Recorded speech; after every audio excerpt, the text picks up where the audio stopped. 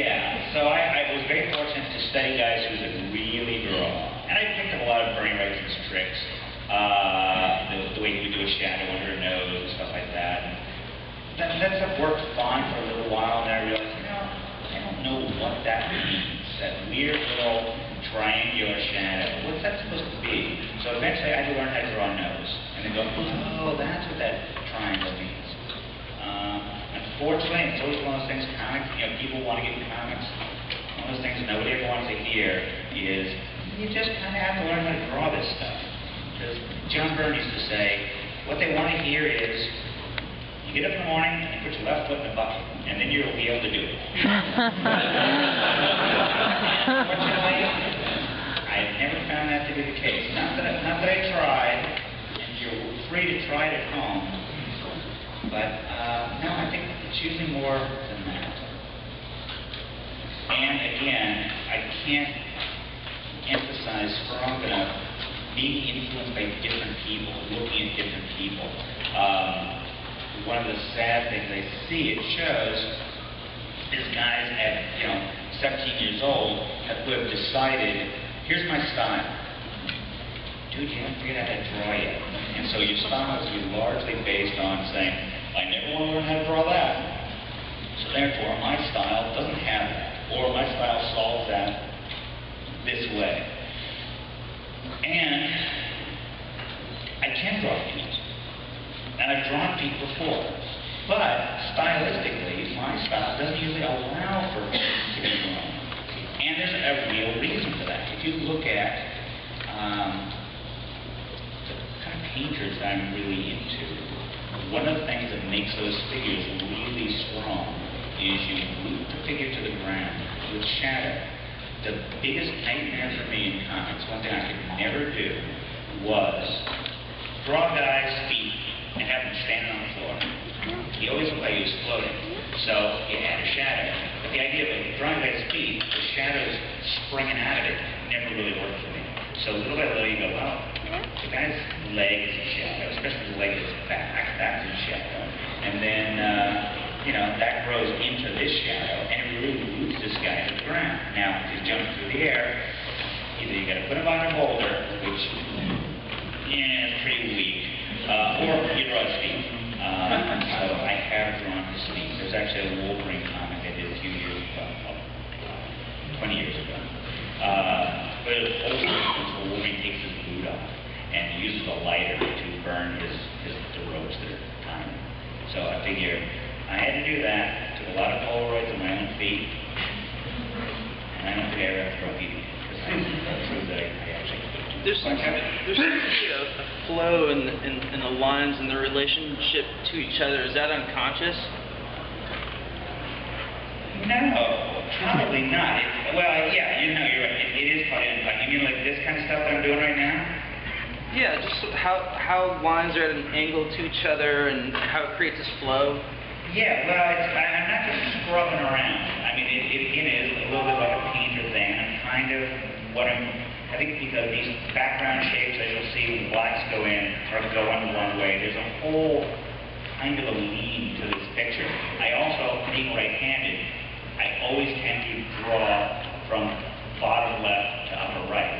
So 90% of the covers you see that I've done in the last few years, there's smoke that starts here and goes over here, or a black cloud that starts down here and goes over there. And boy, if I try to reverse it, by the time I get that drawing done, I go, somehow I managed to get the whole thing going off the...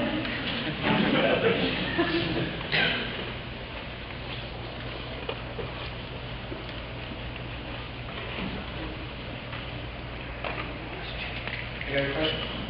Got a question? Any artists draw detail from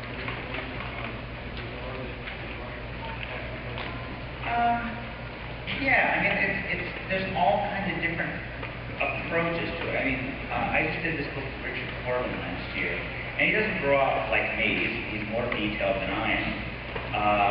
But there's some magic thing he does that made that book scary. And I got to say, in some cases, when I saw the pages come in black and white, I was like, that's kind of working. But then when that thing was color, and it's not just because of how it was colored. It was stuff that Richard did. It's the scariest looking Hellboy comic ever. So I think, well, I guess I can't say every style is appropriate for horror, but certainly, you know, it's how you use it, and, you know, how you know, it's knowing how to use those tools. Talking of tools, I'm noticing that you're moving into the black spotting phase, and this is really where the atmosphere that we talked about in panel description comes out. Describe for me what's going on right now. This is the art, in this case at least, the art of making it look like something's there that really isn't. So you have some black shapes, and you have, you know, some white shapes. If it was a story, there'd probably, you know, be some justification for what the stuff is. But what we're going to get into, right now the Hellboy figure is separate, not just because of it's done with one pen, the background's done with the other. But this is where you start going, okay, we're losing this arm. And most of this collar is going to kind of blend along with that arm. But what I want in this case is Hellboy's head to pop out real clean. So we've got his head against this white highlighted, this kind of broken stone column. But this hand, we want to root it into that solid black. Blacks need to be darker here. And this is that stage, I mean, Walt Wood used to say, when you think you've spotted enough black, go back and spot 10% more. It's just such a powerful tool. When you do a white space, you know, I mean, if you're doing mist or something, it's nice and it's kind of mysterious. But in most cases, you do big, clean, open areas, and you go, oh, that's nice. There's nothing here. I love Steve Rude. But so many of his, I did mention him next once, which was hideous. But so many of Steve's backgrounds were a lamp and a floating chair. And you go, oh yeah, that's that blue room with the floating chair. Because it was so open for color, you never got the sense of what that room was.